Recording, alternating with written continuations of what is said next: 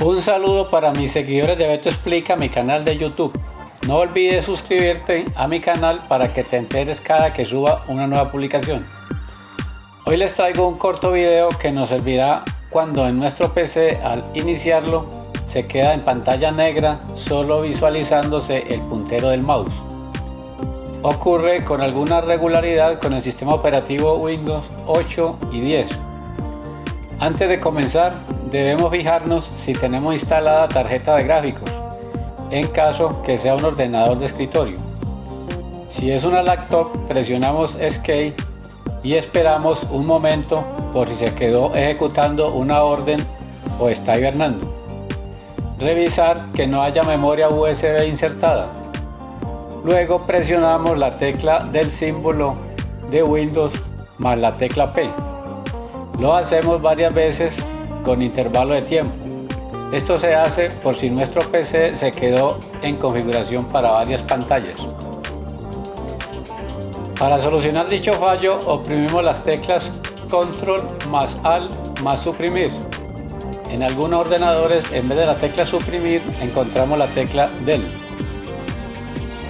Pulsamos con el mouse la opción Administrador de tareas.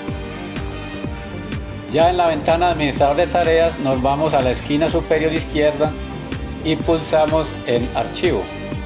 Luego en Ejecutar nueva carpeta. Nos desplegará un recuadro con el nombre Crear nueva carpeta. Acá marcamos la casilla Crear esta tarea con privilegios administrativos. Después escribimos explorer.exe y presionamos aceptar. Nuestro ordenador iniciará mostrando el escritorio como lo es habitualmente. Es una forma práctica. En pocos pasos podemos recuperar nuestro PC cuando presente este fallo.